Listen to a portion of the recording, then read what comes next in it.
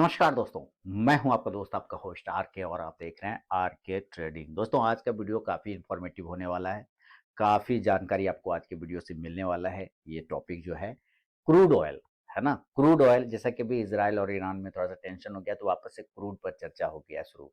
Crude oil का आपके जीवन में, हमारे जीवन पर, देश के इकोनॉमी पे, वर्ल्ड के इकोनॉमी पे क्या इम्पैक्ट पड़ता है, स्टॉक मार्केट पे क्या इम्पैक्ट पड़ता है, करेंसी पे क्या इम्पैक्ट पड़ता है ना, और आईटी पे क्या इम्पैक्ट पड़ता है, इन सब चीज़ों को यहाँ पर एक-एक करके हम लोग समझने की कोशिश करेंगे। मैं जहाँ तक नॉलेज रखता हूँ, जानकारी रखता हूँ, वो आपके साथ शेयर करूँगा। अगर ये जानकारी, ये नॉलेज आपके किसी काम आता है, आपको पसंद आता है, तो मुझे ज़रूर कमेंट में बताइएगा। तो देखिए, जो क्रूड ऑयल का जो प्राइस होता है ना, वो इंडियन इकोनॉमी पे क्या असर पड़ता है, ये आपको जानकारी चाहिए, होना ही चाहिए। क्योंकि आप स्टॉक मार्केट में ट्रेड करें या ना करें, लेकिन एक एक नॉर्मल बातें जो होती है ना, ये नॉर्मल चीज़ें हैं। आपको पता होना चाहिए, अगर आप इन्वेस्ट भी करते हैं तब भी, है ना? थोड़ा-मोड़ा भी अगर मार्केट के प्रति जागरूक हैं तब भी। तो होता क्या है कि जब एक, समझिए एक तरह का ये इंडिया जो है ना, एक डेवलपमेंट कंट्री है, विकासशील देश है ना, विकसित देश नहीं, विकासशील देश है। तो ये सबसे ज़्यादा, दुनिया में सबसे ज़्यादा क्रूड ऑयल को इंपोर्ट करने वाले देशों में से एक है, जो कि अभी 10 बिलियन, कितना? 10 billion dollar crude oil import करता है। कौन? भारत अकेला, है? यानी जितने देश इंपोर्ट करते हैं उसमें से भारत भी गिनती आता है कि ये सबसे ज़्यादा क्रूड ऑयल इंपोर्ट करता है। तो इसका सीधा संबंध हमारे जो है क्या होता है, करेंसी और स्टॉक मार्केट पे पड़ जाता है, करेंसी और इक्विटी मार्केट पे पड़ता है। कैसे? देखिए, क्रूड ऑयल जो होता है, जो खरीदेंगे ना किसी से, तो उसको पेमेंट करते हैं। तो जब पेमेंट करते हैं तो उसको डॉलर में करना पड़ता है। किस में पेमेंट करना पड़ता है? डॉलर में पेमेंट करना पड़ता है।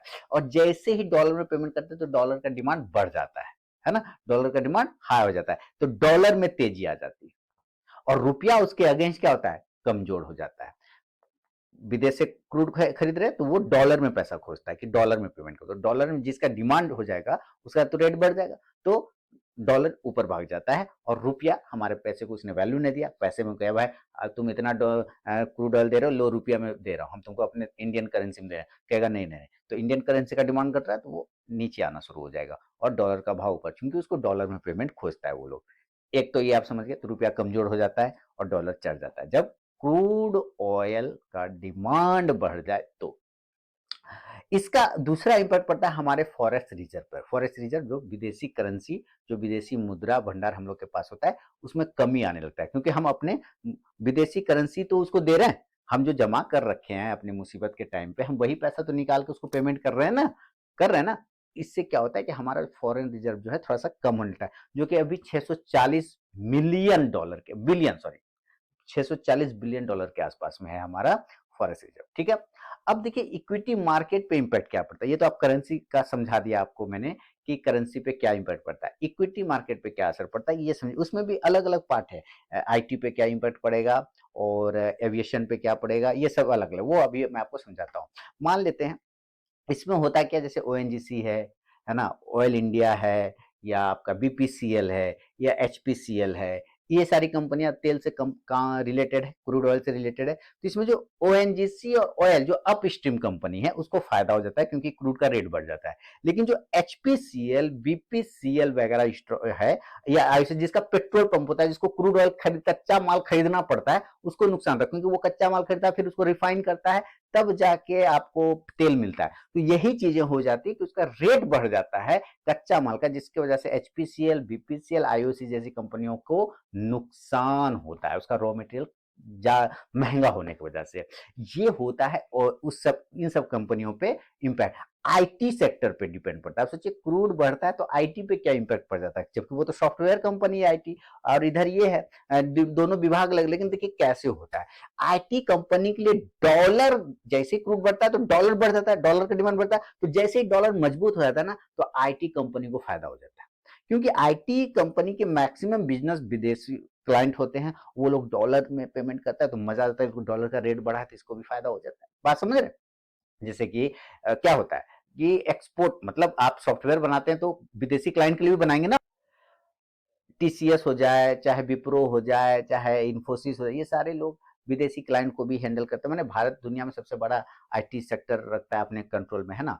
ज़्यादातर सॉफ्टवेयर यही डेवलप करता है। तो क्या होता है कि विदेश को भी एक्सपोर्ट करता है ये सॉफ्टवेयर, तो पेमेंट आता है डॉलर में, जिससे इसको फ़ायदा होता है। इसलिए आप देखें टीसीएस, विप्रो तब चढ़ेगा ज़्यादातर जब क्रूड ऑयल महँगा हो जाएगा, डॉलर चढ़ जाएगा तो ये भी चढ़ना शुरू कर जाता है। इसके अलावा एविएशन सेक्टर, ये जो हवाई जहाज़ जैसे कि इंडिगो हो गया, स्पाइसजेट हो गया, ये सारे स्टॉक्स को ये इसको दिक्कत हो जाती है। क्यों? क्योंकि ये तेल से उड़ता है भैया, और तेल जब महँगा हो गया तो इसको तो दिक्कत होगा ना। तो इसके वजह से इसका माल तो आ गया, तेल महँगा खरीदना पड़ा, टिकट का रेट वही रख रहा है, तेल खरीदना पड़ रहा है महँगा, तो इसको हवाई जहाज़ वालों को दिक्कत हो जाता है। यानी स्पाइसजेट और इंडिगो जैसे शेयर को, कंपनी को उस वक़्त थोड़ा-सा प्रॉब्लम होने लगता है, थोड़ा-सा लॉस तो नहीं कह सकते, लेकिन दिक्कत है क्योंकि उसको माल खरीदना पड़ जाता है महँगा, कच्चा माल जो होता है वो महँगा खरीदना पड़ जाता है। अब देखिए, ये तो हो गया एविएशन सेक्टर और आईटी सेक्टर।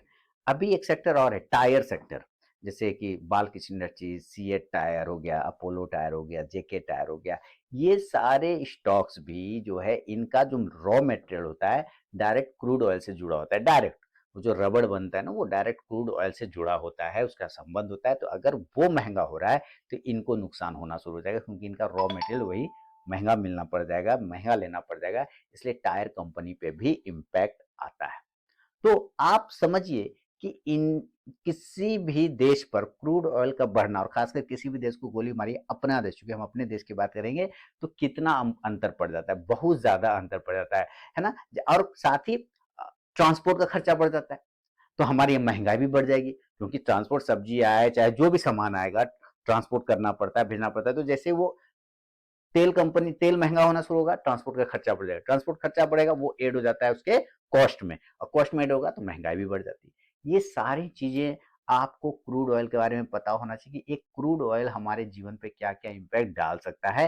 रहने से लेके सोने तक, जागने से लेके बैठने तक, सब चीज़ में वो इम्पैक्ट डाल देता है। अगर थोड़ा-सा भी क्रूड ऑयल चढ़े तो महँगाई चढ़ना शुरू हो जाता है। ये आप अक्सर देखते होंगे, क्योंकि डायरेक्ट वो ट्रांसपोर्ट से जुड़ जाता है।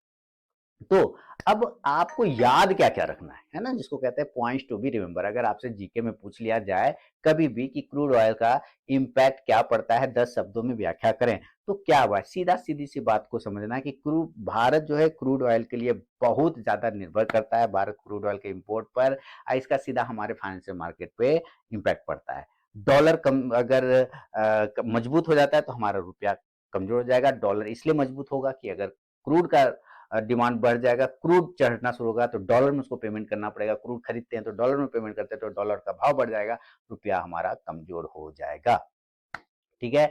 दूसरा है कि इक्विटी मार्केट में अलग-अलग सेक्टर इम्पैक्ट डाल देता है, जैसे कि आईटी को अलग इम्पैक्ट डालेगा, एविएशन को अलग डालेगा, और आपको जाके वो आपका एक और ना टायर को अलग इम्पैक्ट डालेगा। तो अलग-अलग सेक्टर पे भी क्रूड जो है इम्पैक्ट डालता है, चाहे डायरेक्टली चाहे इनडायरेक्टली, और साथ ही हमारे लाइफ में भी, है ना? तो ये चीज़ें क्रूड ऑयल से जानकारी, क्रूड ऑयल के बारे में जानकारी कि किस तरह से ये इम्पोर्टेंस है, आप ये सारी चीज़ें भी सर्च करिए, पढ़ने की चीज़ें हैं, ये ढूँढने की चीज़ें हैं, ये खोजने की चीज़ें हैं। आप ढूँढेंगे तो मिलेगा। गूगल का ऐड देखा है ना, ढूँढोगे तो मिलेगा, सब मिलेगा। बस आपको नज़रें जमाइए चारों तरफ कि कहाँ पे आपका अगर आपको आज ही पता चल जाए कि क्रूड कल बहुत महँगा होने वाला है या तेज़ी आने वाली है, तो आपको पता चल जाएगा कि डॉलर हमारा चढ़ेगा, और डॉलर चढ़ेगा तो आपको ये भी पता है कि आईटी सेक्टर चढ़ जाएगा।